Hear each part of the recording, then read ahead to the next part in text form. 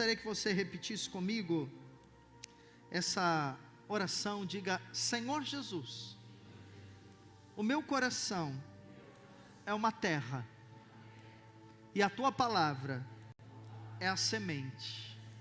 Agora, Senhor, eu oro para que a tua palavra penetre no meu coração e traga vida, traga mudança de pensamento, mudança de atitude.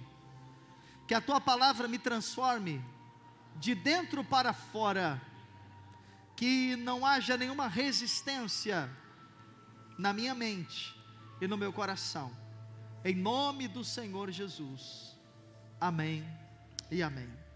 Glória a Deus. O tema de hoje, queridos, é: seja um encorajador, amém? O tema de hoje, então, da nossa mensagem é: seja um encorajador. E eu quero perguntar para você se você em alguma vez ouviu esta palavra, encorajamento, se você sabe o que significa encorajamento, se você já ouviu algo a respeito, se você é capaz de perceber quando alguém te encoraja ou quando alguém te desencoraja, se você consegue perceber isso. E uma outra pergunta que eu gostaria que você respondesse para você mesmo é se você se considera uma pessoa encorajadora. Você se considera um encorajador de pessoas? Você se considera uma encorajadora de pessoas? O encorajamento, daqui a pouco eu vou definir para nós, mas o encorajamento, ele é um remédio, irmãos. Você sabe que a cada semana surgem novos remédios, novos medicamentos, não só para as doenças físicas, mas para as doenças emocionais também.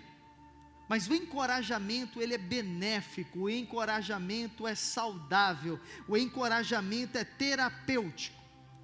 Porque o encorajamento, ele tem um poder curativo. Por que ele tem um poder curativo? Porque o encorajamento, ele ergue aquele que está desanimado, ele conforta aquele que está aflito, e ele reacende as chamas no interior das pessoas, as chamas de esperança. Então, o que é encorajamento? A palavra encorajamento vem do verbo encorajar, e significa dar coragem. Quando eu encorajo alguém, eu estou dando a esta pessoa coragem, eu estou dando a ela ânimo, eu estou estimulando ela, eu estou incentivando ela. Na língua portuguesa, nós não usamos muito a palavra encorajamento, nós usamos mais a palavra ânimo.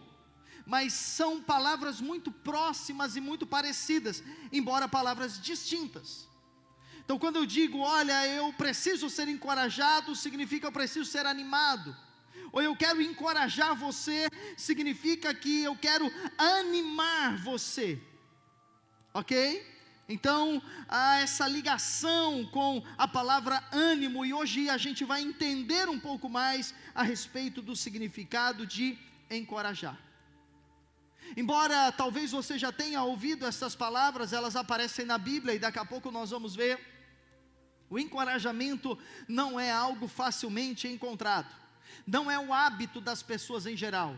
Normalmente nós não somos pessoas encorajadoras no nosso casamento, na nossa família, nos nossos relacionamentos pessoais, no ambiente de trabalho, no ambiente de igreja. Normalmente nós não somos pessoas que encorajam. Porque a natureza humana, a natureza caída, a natureza adâmica, ela é uma natureza inclinada à reclamação, inclinada à crítica. É muito mais fácil criticar do que encorajar. É muito mais fácil apontar um defeito do que elevar uma pessoa. É muito mais fácil falar algo negativo de uma situação do que elogiar. Então nós não estamos muito acostumados com encorajamento. Porque muitos de vocês aqui, e muitos de nós vivemos em um lar, quando éramos crianças talvez, ou jovens, que não era um lar de muito encorajamento. Talvez você viveu em um lar de desencorajamento, tudo que você fazia estava errado, tudo que você fazia tinha uma punição, tudo que você fazia tinha uma crítica. Aí você casou, e casou com uma expectativa de viver algo novo, e aí você casou com alguém que também não é uma pessoa encorajadora, uma pessoa que critica o feijão que você faz, critica a roupa que você passa, critica o emprego que você tem, e aí você vive nesse ambiente de desencorajamento. Ser uma pessoa encorajadora, para sermos uma pessoa encorajadora, é necessário, quem está ouvindo, diga amém, que nós sejamos primeiramente uma pessoa de bem com a vida. Porque se você não for uma pessoa de bem com a vida, se você não for uma pessoa resolvida, você sempre será uma pessoa que, ao invés de animar, vai desanimar, ao invés de elogiar, vai criticar. Então tudo que seus filhos fizerem, você vai criticar, tudo que o seu cônjuge fizer, você vai arrumar um defeito, tudo que acontecer na igreja, você vai arrumar um defeito. Por quê? Porque você não é uma pessoa resolvida, você não é uma pessoa de bem com a vida, entende? Então nós precisamos resgatar esse encorajamento, amém, queridos? Porque através de uma palavra, através de um gesto, através de um incentivo, nós podemos mudar ou resgatar a vida de alguém. Você, como eu, sabe que a maioria das situações que nós vivemos são situações desencorajadoras. Por exemplo, quando você entra lá na sua conta bancária, hoje a gente normalmente faz isso pelo celular em segundos. Talvez quando você entra na sua conta bancária, você se sinta desencorajado, porque você olha lá e está no vermelho, e você está pagando uns juros de cheque especial, e você olha para isso e você fica desencorajado.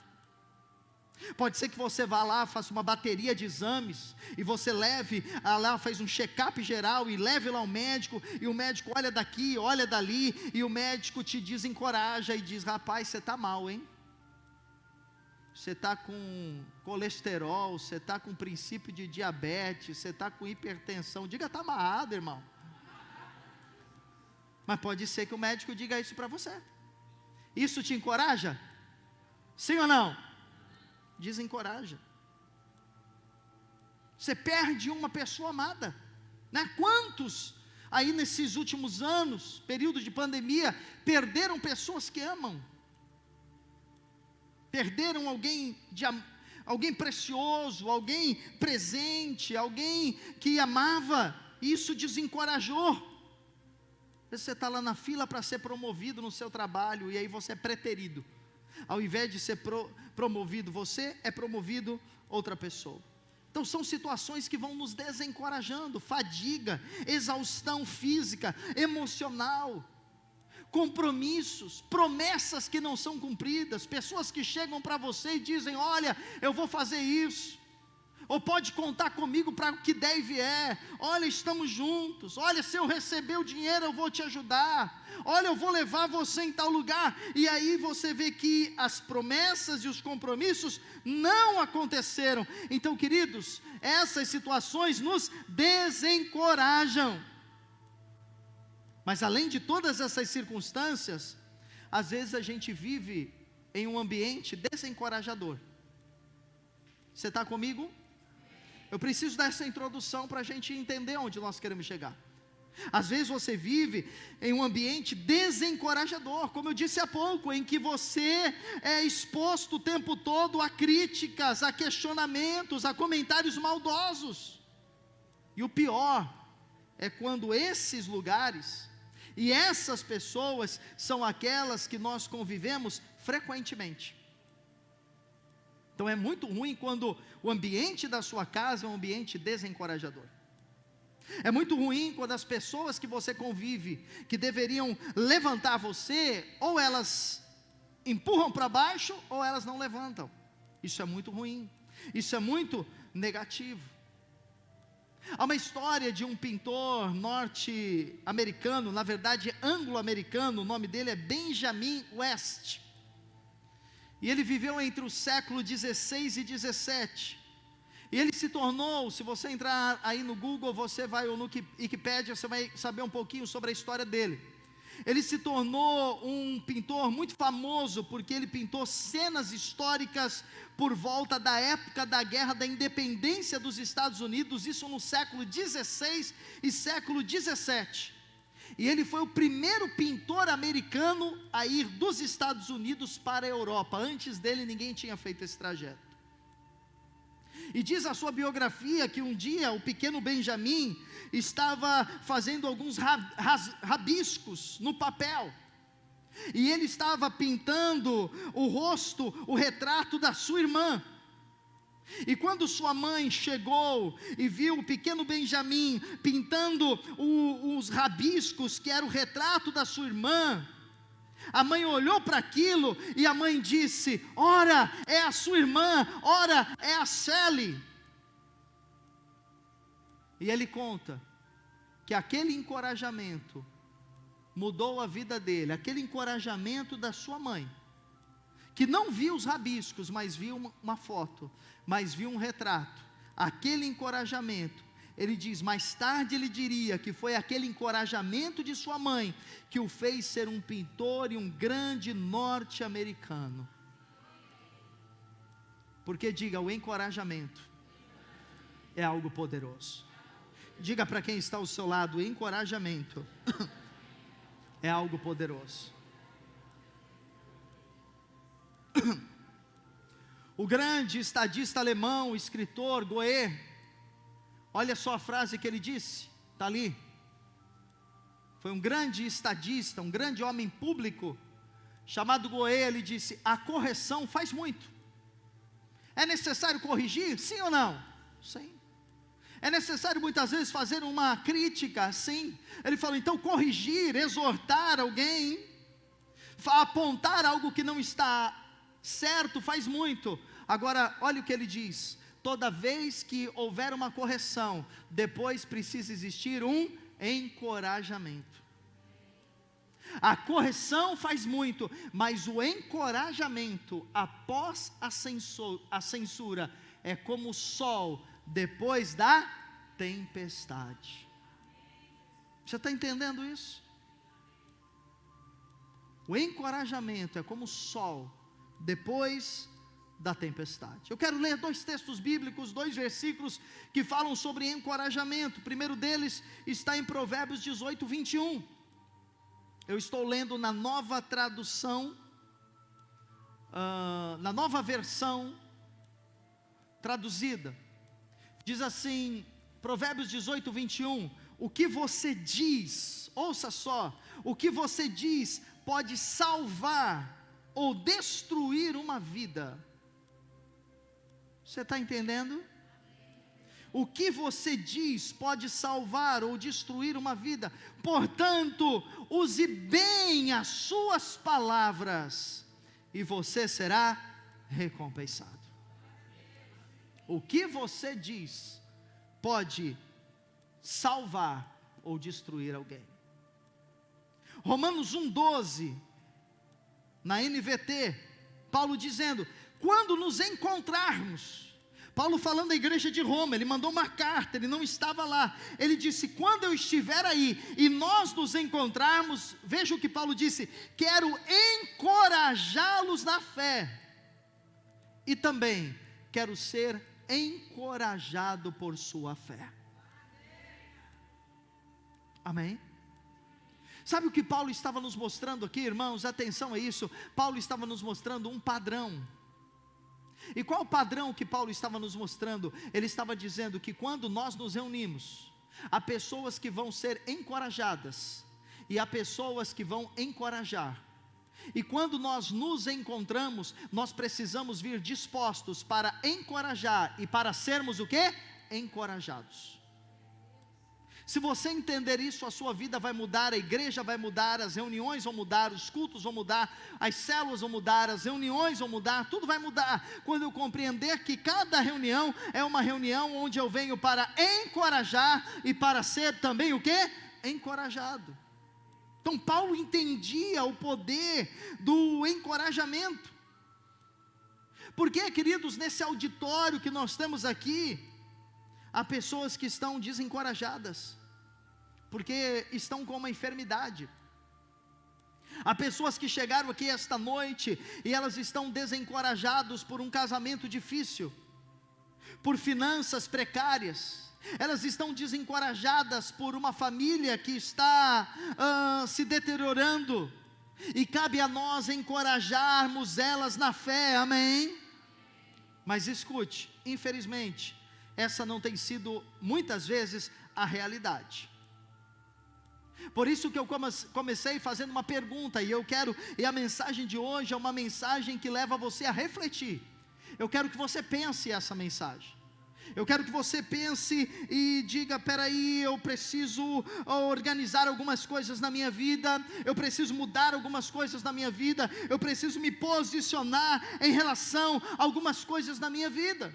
E no final eu quero deixar um desafio para você nesta semana, amém? Mas quando nós encontramos muitas vezes com pessoas desencorajadas, ao invés de nós encorajarmos elas, muitas vezes nós as desencorajamos ainda mais. Eu vou dar um exemplo. E você deve repetir, você deve pensar para você, não para o outro. Essa mensagem não é para quem não veio, essa mensagem é para nós que estamos aqui. Quando alguém vem para você com um coração ferido e amargurado, quando alguém vem para você ofendido com uma pessoa, ofendido com uma situação, escute, se você for um encorajador, você vai levar essa pessoa a primeiro se reconciliar com Deus, porque a mágoa e a ferida e a amargura é pecado, e segundo, você vai encorajá-la a se reconciliar com quem a ofendeu e com quem a magoou. Se você fizer qualquer coisa diferente disso, você não é um encorajador, você é um desencorajador. Você pode ouvir e não falar nada, é desencorajador. Você pode ouvir e dizer: essa pessoa magoou os outros mesmo, essa pessoa é assim mesmo, faz o mesmo com ela, ignora. O que vai acontecer nesse momento? Você está fazendo o quê? Desencorajando esta pessoa. A Bíblia fala que nós devemos encorajar. Paulo usa a expressão encorajai-vos, amém?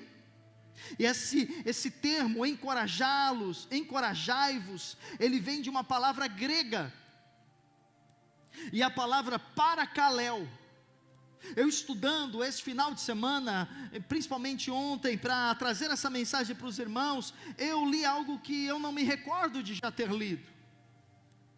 A palavra encorajador é a palavra parakaleo, e a mesma palavra usada por Jesus para definir a pessoa e a obra do Espírito Santo.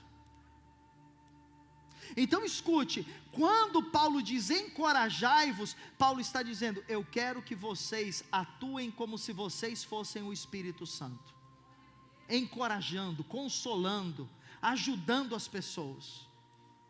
Eu quero que vocês sejam encorajadores uns dos outros e não desencorajadores. Essa palavra significa aquele que está ao lado, aquele que está junto, aquele que está ao lado para encorajar. Alguns sinônimos dessa palavra: animar, ajudar, aconselhar, sustentar, apoiar, consolar. Quantos já entenderam o que é encorajamento? Então pense nos seus relacionamentos, em sua casa, em sua igreja, na célula que você frequenta, no ambiente de trabalho, você tem sido alguém que apoia, anima, ajuda ou não? Você tem permitido que o Espírito que há em você, que é o Paracletos, que é o Paracleses, que significa encorajador, você tem permitido que esse Espírito flua de você para encorajar a outros? Talvez você fale, eu tenho 10% de encorajador, pastor, amém, vamos aumentar isso. Eu tenho 5%, vamos aumentar. Eu tenho 50% de encorajamento, vamos aumentar. O nosso alvo é chegarmos a Cristo, é sermos como Cristo, é chegarmos à estatura de Cristo. Amém, queridos? Então eu queria dar alguns exemplos de formas em que nós podemos encorajar ou desencorajar. Escute, quando o seu cônjuge, quantos são casados ou casadas aqui? Digam amém. Alguns estão se preparando para isso, não é? Deus é bom, né, Paula? Deus faz milagres. Milagres, não é? Aleluia.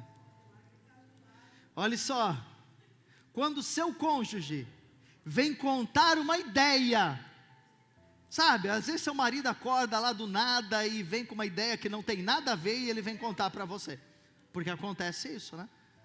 Sonha com uma coisa que não tem nada a ver. Quando o seu cônjuge, ou a sua esposa acorda com aquela ideia, fala, nós vamos trocar o jogo da sala, nós vamos trocar o sofá, vem com aquela ideia, o que você faz? Você encoraja ou você desencoraja? Não, nós vamos sim, na hora certa nós vamos trocar sim. Imagina, mulher, trocar coisa nenhuma, a gente tem dinheiro para isso. Encoraja ou desencoraja? Jogamos um balde de água fria no outro, ou falamos, vamos?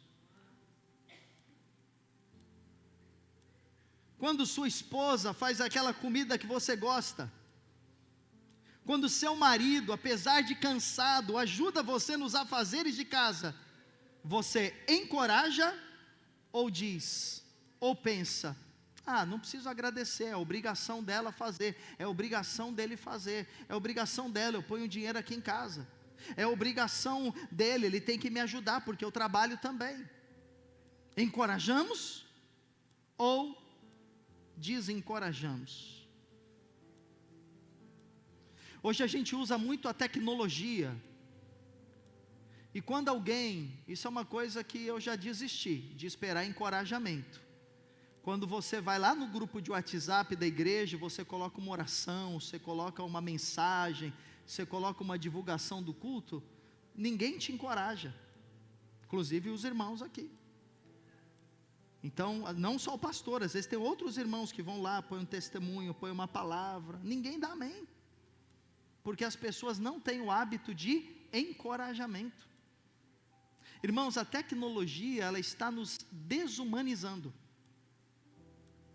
Então, não assim, fique assim, como é que eu posso dizer, assustado se daqui a algum tempo a gente tiver robôs, seres humanos que viraram robôs aí na sociedade, porque a tecnologia está fazendo isso, está tirando o sentimento das pessoas, está desumanizando as pessoas. Então você fala, você conta uma bênção, ninguém fala nada, ninguém diz amém, ninguém diz glória a Deus, ninguém aplaude, ninguém...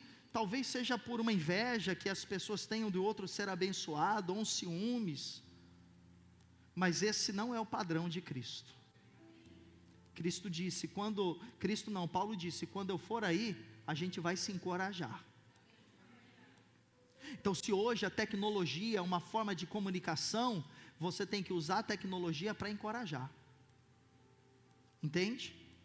Então, por exemplo, quando eu prego aqui, quando você diz amém e glória a Deus, você está dizendo para o Senhor, mas você está me encorajando. Não sou eu, o pregador. Quando a equipe de louvor vem aqui, e eles chegam aqui cedo, 4:30 da tarde para ensaiar, e eles chegam aqui 4:30 da tarde para ensaiar, ensaiam e tocam e se dedicam, e vão embora muitas vezes depois do que você já foi, e acaba o culto, e você diz, irmão, que bênção louvor, você está encorajando. Quando o seu pastor, a sua pastora chega aqui para ministrar a palavra, para preparar a igreja infantil, para preparar a sala dos adolescentes, para orar, e acaba o culto, e se você não diz pessoalmente, depois você manda uma mensagem, ou você coloca lá no grupo da igreja, que bênção essa palavra, você está nos encorajando. Ah, mas precisa disso, não tem que ser glória para Deus. Não, não está dando glória para nós não, você está encorajando. Dar glória é outra coisa. Nenhum de nós aqui, do louvor, dos pastores, de qualquer liderança, quer um culto para nós. O culto é para Jesus. Mas encorajar é algo necessário. Amém, queridos? Encorajar é algo necessário. Sem encorajamento, escute, sem encorajamento, nós podemos desanimar, parar. Não, pastor, não pode, não é. Isso é explicado cientificamente, é ciência. Porque o comportamento humano, e aí eu estudo comportamento humano, eu posso dizer para os irmãos, você pode pesquisar. O comportamento humano, ele funciona assim. Nós recebemos um estímulo, nós damos uma resposta ao estímulo que nós recebemos, damos uma resposta, e se aquela resposta tiver um reforço, então aquele comportamento é repetido. Vou dar exemplo para a gente entender, porque fica mais fácil. Se sua esposa arruma a casa, prepara as refeições, cuida das crianças, e você nunca diz um muito obrigado, você nunca fala algo positivo, às vezes você não é aquela pessoa que gosta de falar, né? Você é meio tímido, meio fechadão, mas você dá um presente, ou pega a sua esposa, leva para dar uma volta, para dar um passeio, você está encorajando. Se você não faz isso, provavelmente depois de algum tempo, ela não continuará fazendo as mesmas coisas com alegria e excelência que antes. Aí você vai dizer, essa mulher aí está se vingando de mim, né? Mas não é que ela faz isso, é comportamento humano. Lá no meu prédio tem porteiros, e tem porteiro que a gente passa e diz assim, bom dia, boa tarde, aí o porteiro responde, boa tarde, bom dia. Tem porteiro que você passa, dá boa tarde, bom dia, o cara não fala nada, depois de uns 5, 6 bom dia, eu já entro e falo, eu não dou nem mais bom dia, porque isso é o quê? Comportamento. Ah, mas isso é ruim, pastor. Não, é comportamento, é natureza humana. Não tem coisa de ruim e bom. É assim. Nós funcionamos assim. Entende, queridos? Então, quando nós encorajamos, nós estamos reforçando aquilo que a pessoa fez. Nós estamos dizendo, está lá o seu marido, ele todos os meses ele se dedica, ele trabalha, ele traz o dinheiro para dentro de casa, ele paga as contas, ele está lá lutando para ter uma promoção, mas ele sabe que aquele salário não é suficiente para dar um maior conforto, então ele fala, eu vou empreender, eu vou fazer um curso, eu vou tentar, ter um segundo trabalho, uma segunda promoção, e aí você, esposa, você não encoraja, não incentiva, pode ser que depois de um tempo ele desanime. Mesma coisa com os seus pastores, mesma coisa com os seus líderes, seja na igreja, seja na célula. Se nós preparamos uma mensagem, nós pastores, nós líderes de grupo, de célula, de ministérios, preparamos uma mensagem, pregamos, oramos, jejuamos, apacentamos o rebanho, mas se você nunca dá uma palavra de encorajamento, diz, olha, essa palavra foi uma bênção, eu fui abençoado por essa mensagem, eu fui abençoado por este compartilhamento, esta música falou o meu coração, ou eu tenho sido abençoado nesta igreja com um testemunho, pode ser que depois de um tempo, se isto não acontece, as pessoas se sintam desestimuladas, porque diga, todos nós precisamos de encorajamento. Amém? Você manda uma mensagem de WhatsApp para alguém, ou você põe lá no grupo alguma coisa, e a pessoa não responde, você faz uma, duas, na terceira vez você vai continuar fazendo? Você não vai fazer, porque é assim que as coisas funcionam. Então, irmãos, nós precisamos implantar uma cultura de encorajamento, dentro da nossa casa, na igreja, onde nós vivemos, nós precisamos implantar uma cultura onde eu encorajo e eu sou encorajado. Olha o que diz Isaías 41:6, cada um encoraja seu amigo, dizendo o quê? Cada um encoraja o seu amigo dizendo o quê? Eu quero que você encoraje 3 pessoas dizendo, seja forte. 3 pessoas, enquanto isso eu tomo água.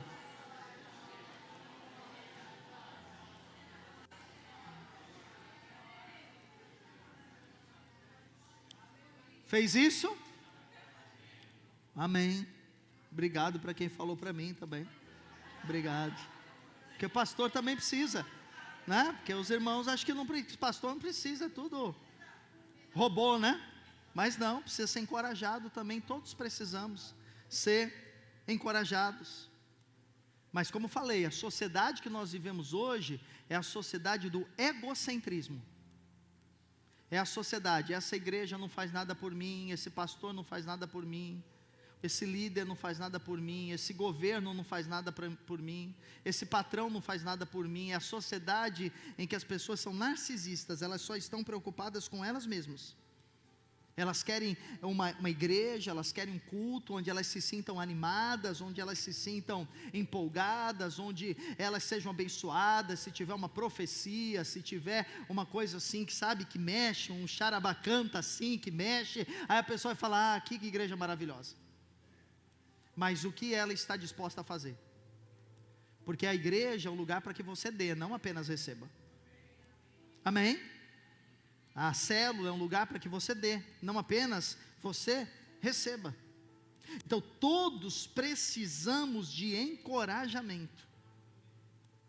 Quando nós olhamos, irmãos, para a vida de um homem chamado Paulo. Quem já ouviu falar de Paulo?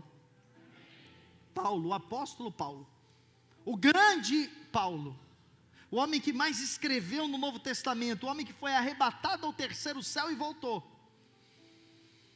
o homem que curou pessoas, o homem que teve revelação, o homem que não andou com Jesus, mas foi o apóstolo mais próximo talvez de Jesus, homem forte. Quem olhava para Paulo dizia: esse é o cara, forte, resiliente, determinado. Mas a Bíblia diz que Paulo atravessou inúmeras situações que provavelmente fariam com que qualquer um de nós desistisse. Se nós atravessássemos algumas coisas que Paulo atravessou, ele atravessou naufrágio, ele foi apedrejado, ele foi chicoteado, tudo por causa do Evangelho. Se nós atravessássemos algumas coisas que Paulo atravessou, eu não sei se eu e você seríamos pessoas que continuariam na nossa fé. Mas Paulo era esse cara vigoroso, forte, determinado, vamos para cima, nada vai me parar. Mas a Bíblia diz que houve um momento em que Paulo se sentiu desencorajado. E sabe por que Paulo se sentiu desencorajado? Escute o que eu vou dizer para você: porque ele estava sendo rejeitado pelos irmãos. Porque se tem uma coisa que desencoraja as pessoas, é quando elas são rejeitadas, é quando elas não são acolhidas, é quando elas não são amadas, é quando elas não sentem que pertencem àquele lugar, elas se sentem desencorajadas. E Paulo sentiu isso, ele falou: peraí, estão me rejeitando aqui, e não é o mundo, não são os pecadores, não é o diabo, não é o demônio, é os próprios irmãos da fé. Então Paulo falou: estou sozinho, não tem ninguém para me ajudar, não tem ninguém para me encorajar, eu estou sendo rejeitado pelas pessoas. Mas Deus, aleluia, Deus levantou um homem. Porque todas as vezes que você se sentir desencorajado, Deus vai colocar uma pessoa no seu caminho.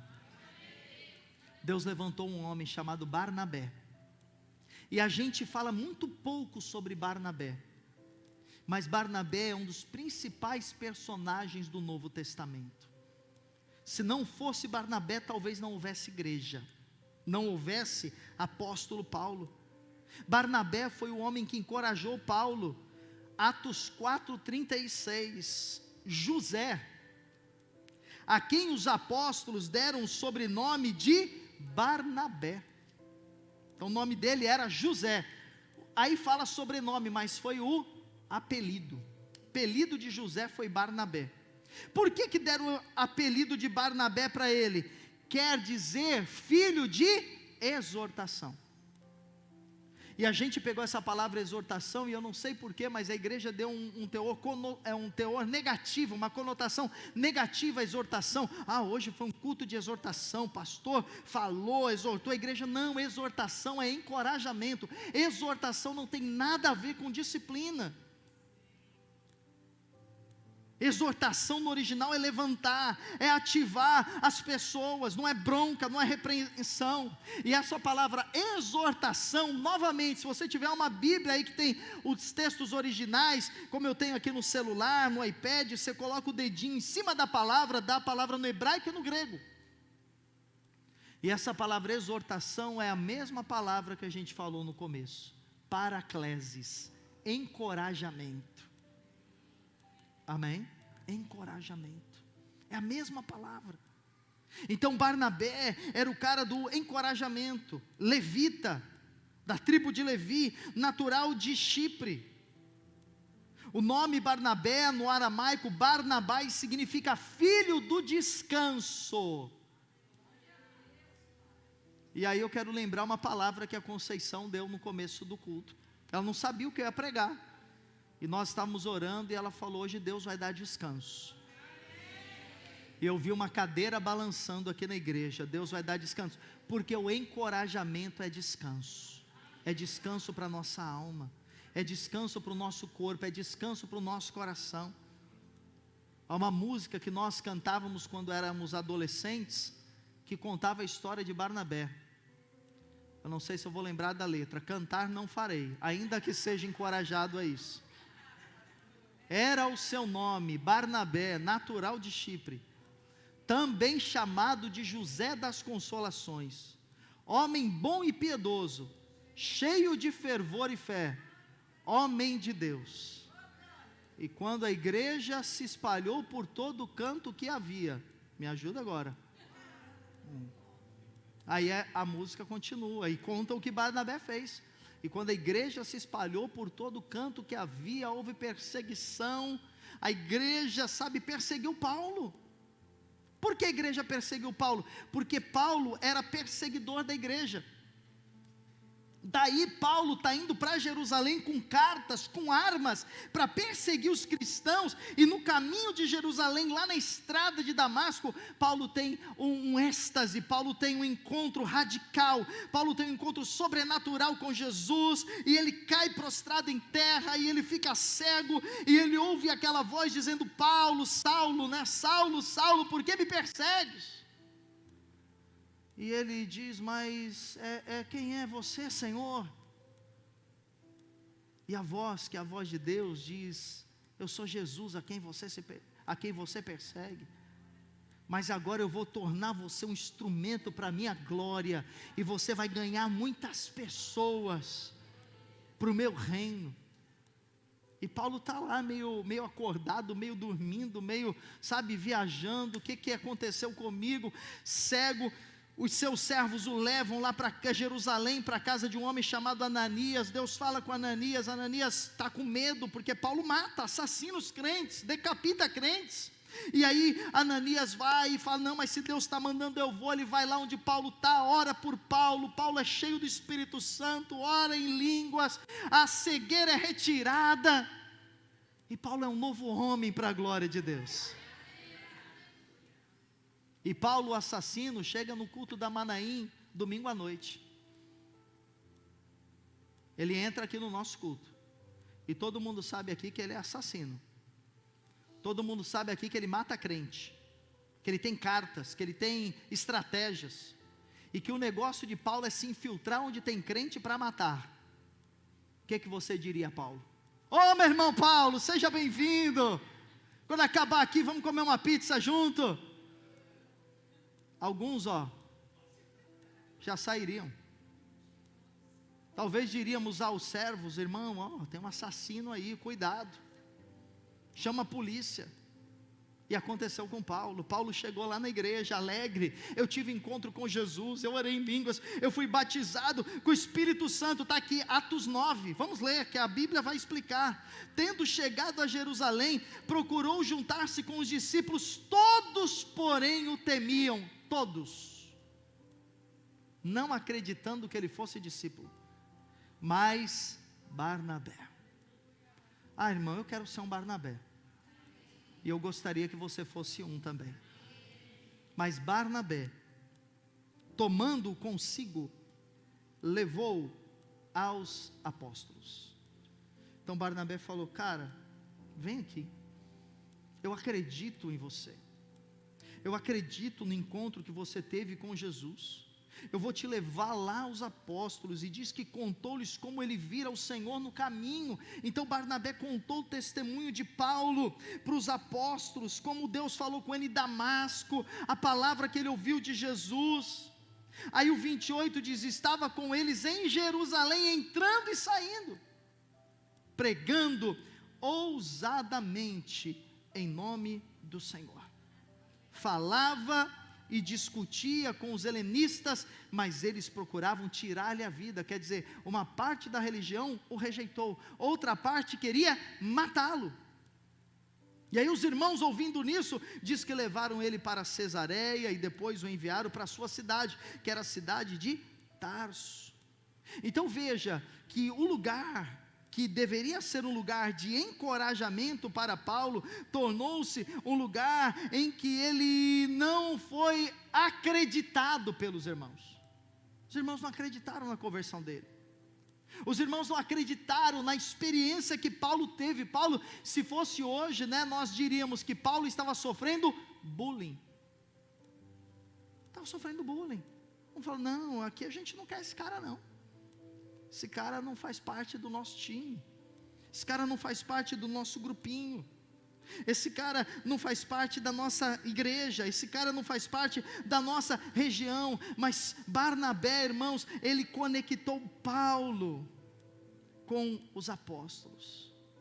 Barnabé, ele uniu Paulo aos apóstolos, porque ele acreditou no chamado que Paulo tinha, ele acreditou na palavra que Deus havia dado a Paula.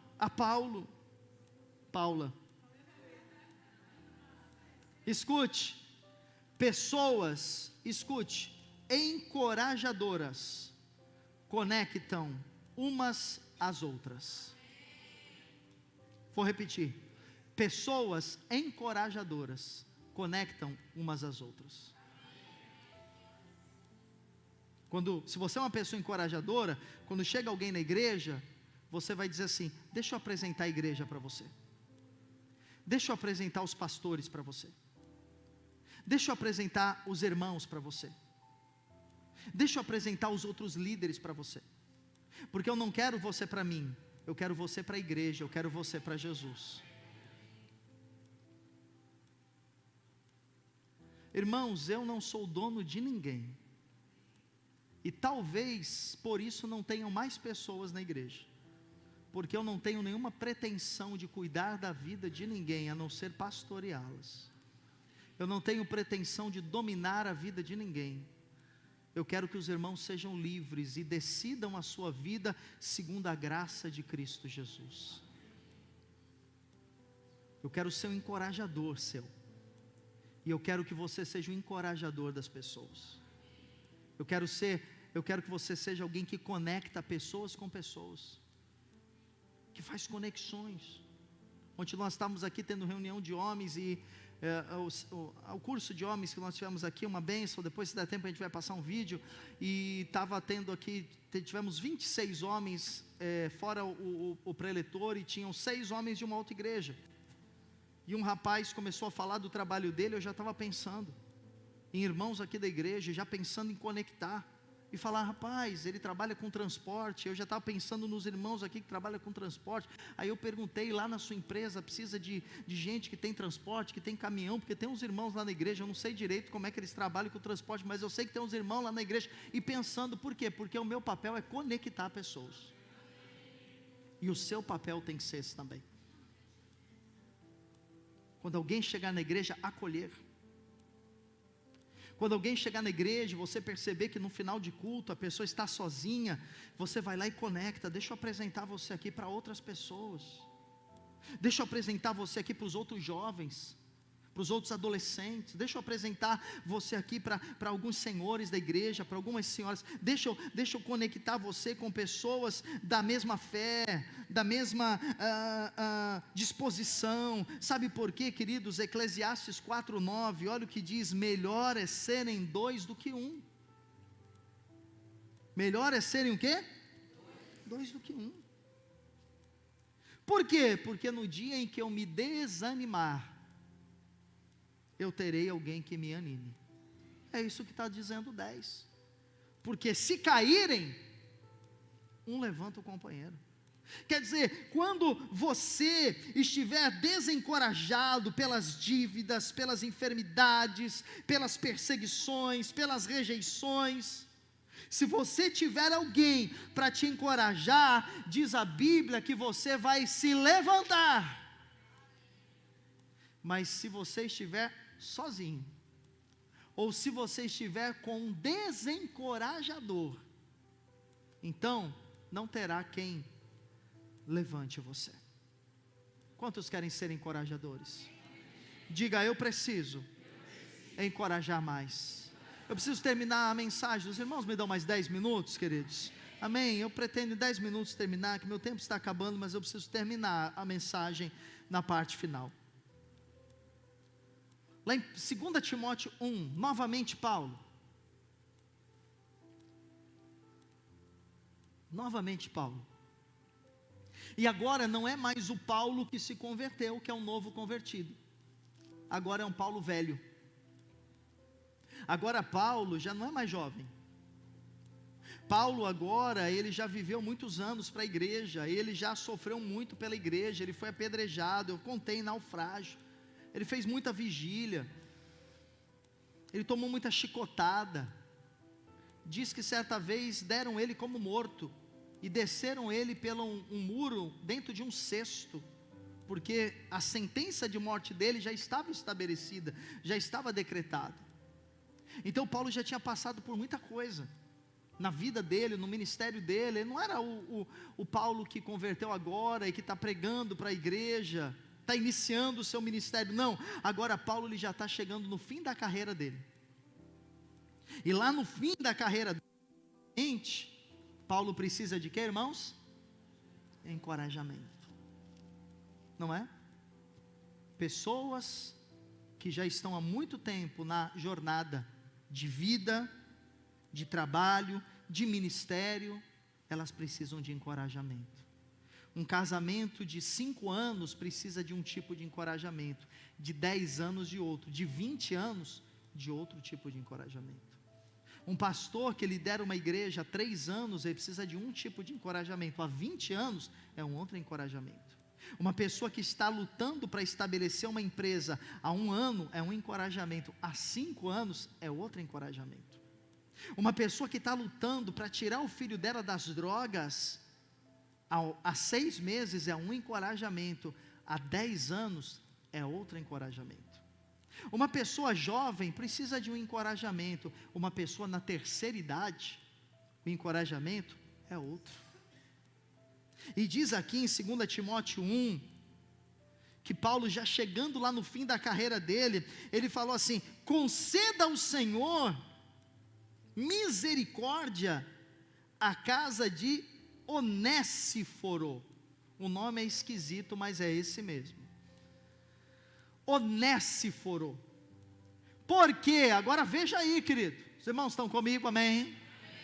Porque muitas vezes me deu ânimo e nunca se envergonhou das minhas algemas. Porque Paulo estava o quê, irmãos? Preso. O cara que prendia agora está preso. Ele está esquecido lá numa cadeia. Todo aquele glamour do ministério dele já não existia mais. Toda aquela glória do ministério dele já não mais estava presente. Hoje a gente fala da glória do ministério de Paulo, mas naquela época ninguém sabia disso. Os escritos eram cartas que se punham não no correio, né? Mas alguém levava através de animais para as igrejas. Não se imaginava que ia ser a nossa base bíblica, a nossa doutrina, ninguém pensava disso. E Paulo estava lá na prisão, algemado, esperando a morte. E ele disse: olha, tem esse cara chamado Onéssiforo, esse cara me ajudou. Sabe, quando eu olho para isso, eu sou levado a compreender que nós não podemos esquecer daquelas pessoas que nos encorajaram em um momento da nossa vida, porque nós esquecemos.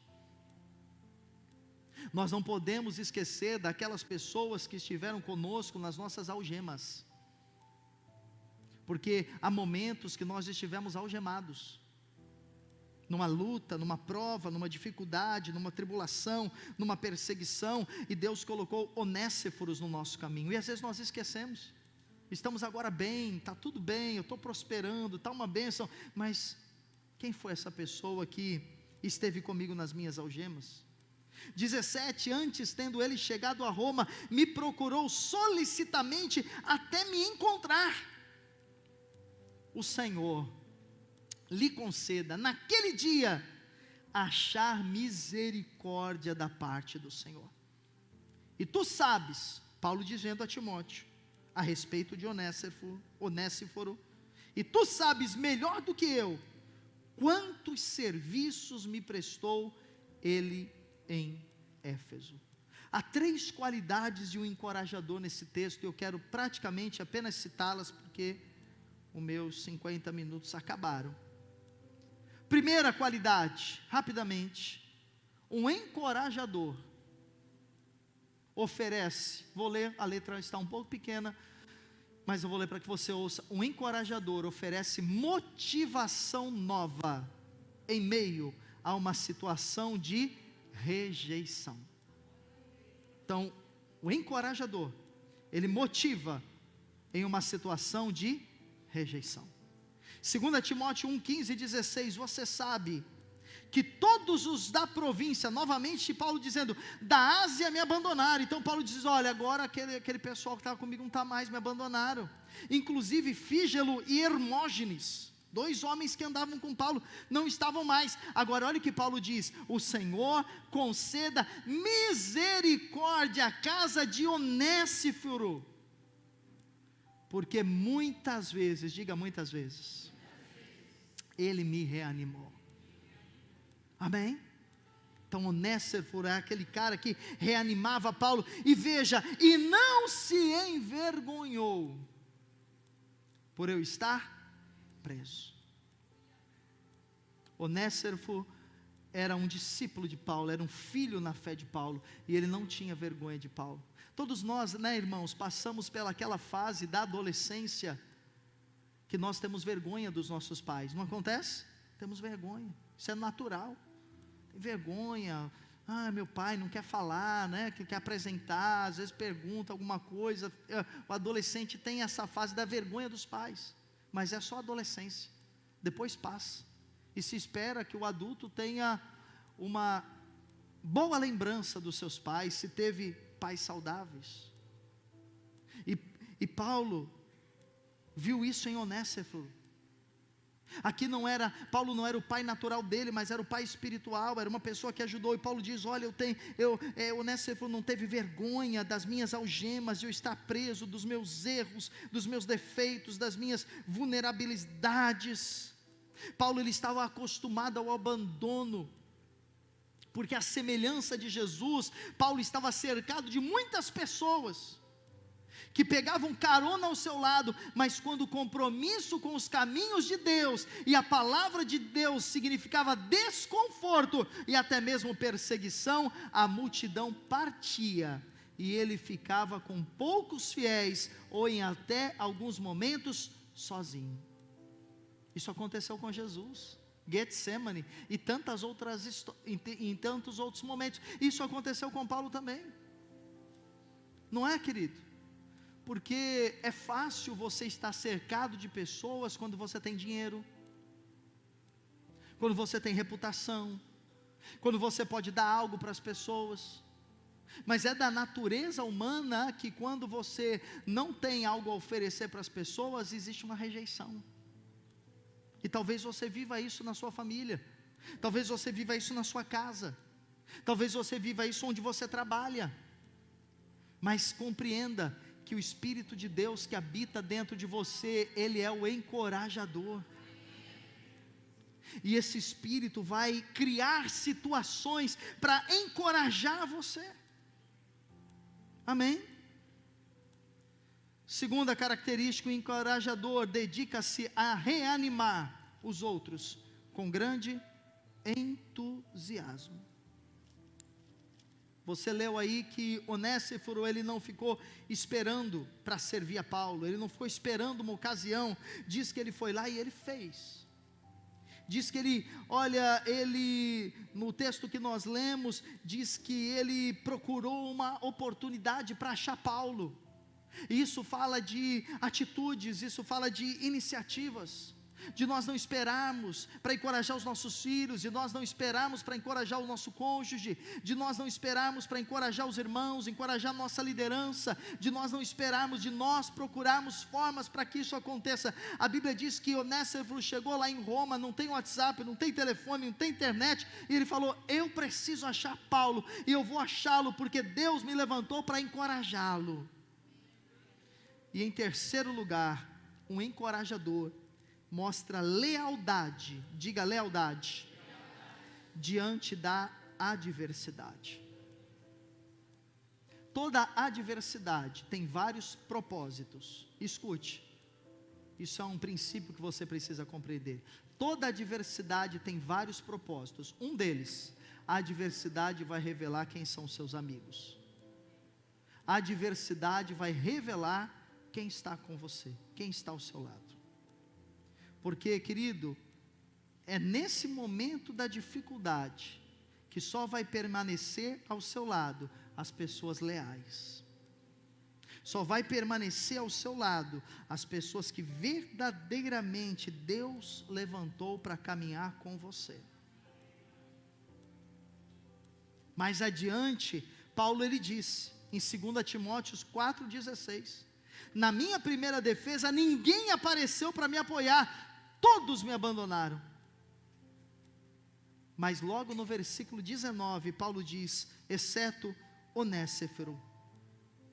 Então ele tinha um espírito corajoso, ele tinha uma devoção leal àquele homem, que abençoou a vida dele, que o ensinou os princípios da fé, que o encorajou. Muitas vezes Onésiforo foi muitas vezes encorajado por Paulo, abençoado por Paulo, ministrado por Paulo, e agora é Paulo que está naquela situação complicada.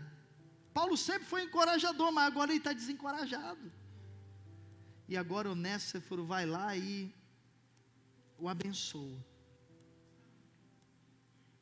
o encoraja, cuida dele naquela cadeia, cuida dele naquela prisão.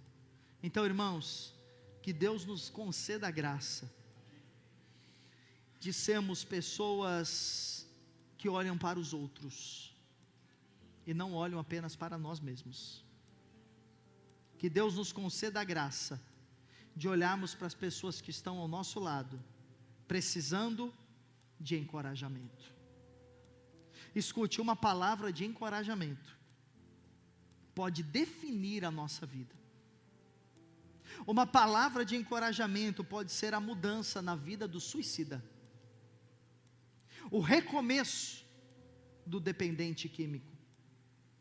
Uma palavra de encorajamento pode ser a mudança de comportamento do homossexual e a manutenção de um casamento. Uma palavra de encorajamento é marcada, é carregada por poder e vida. Ser encorajador é uma escolha nossa.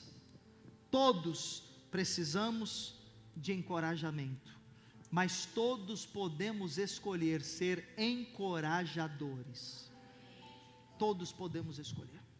Todos podemos dizer: eu vou ser uma pessoa encorajadora. Não importa se me encorajem ou não, eu serei. Não importa se eu sou rejeitado ou não, eu serei. Não importa se me encorajam na mesma medida que eu encorajo, eu serei uma pessoa encorajadora. Isso é uma decisão sua, isso é uma escolha sua. Ao invés de você ficar reclamando da vida e dizendo que os outros não te ajudam, faça você. Eu nunca esqueço de uma pregação em que eu estava, foi o único dia que eu assisti o pastor Silas Malafaia, que ele veio aqui em Santos. Alguns gostam dele, outros não, mas ele veio aqui no Sesc, lá no ginásio do Sesc. Eu lembro, eu era garoto, e ele contou um testemunho que eu sempre lembro e serve para nós. Ele disse que um dia chegou na igreja dele um irmão, Assembleia de Deus, e o irmão disse: eu estou indo embora da igreja. E o pastor Silas Malafaia falou: irmão, o que aconteceu? Por que você está deixando a igreja? E o o irmão disse assim: sabe o que é, pastor Silas? Nessa igreja ninguém ajuda ninguém. Nessa igreja ninguém se interessa com ninguém. É tudo gente que só pensa em si. E eu fiquei internado no hospital 3 meses e não foi ninguém me visitar. Nem o senhor, nem o pastor, nem o obreiro, nem levar ceia para em 3 meses no hospital. Ninguém foi me visitar. E o pastor Silas Malafaia, você conhece, né? Ele é estourado. E aí disse que ele virou para o irmão e falou assim: irmão, quantos anos você está aqui? 20 anos. Quantas vezes você foi no hospital visitar alguém? Irmão, quantas vezes você foi no hospital visitar alguém dessa igreja? Nenhuma. Quantas vezes você foi bater na porta de alguém para levar um remédio? Nenhuma. Quantas vezes você deu uma cesta básica para alguém que precisava? Nenhuma. Então, irmão, pode ir em paz, pode ir embora. Sabe por quê, irmãos? Pessoas assim não agregam, porque a única preocupação delas é com elas mesmas. Elas não querem nada mais do que apenas satisfazer as suas necessidades. E eu vou dizer, não esta igreja, a igreja de Jesus, não é uma igreja só para satisfazer o que você quer. A igreja de Jesus é dar e receber. A igreja de Jesus é um lugar para que você ministre e seja ministrado. A igreja de Jesus é um lugar para que você encoraje e seja encorajado. Glória a Deus. Você quer ser uma pessoa encorajadora? Eu também. E todos nós precisamos crescer nisso. Todos nós precisamos aumentar isso aí, porque está muito baixo em mim e você. Precisamos crescer e sair hoje com uma decisão: eu vou encorajar, eu vou ser encorajador. Fique de pé no seu lugar. Eu gostaria que você tivesse um tempo de oração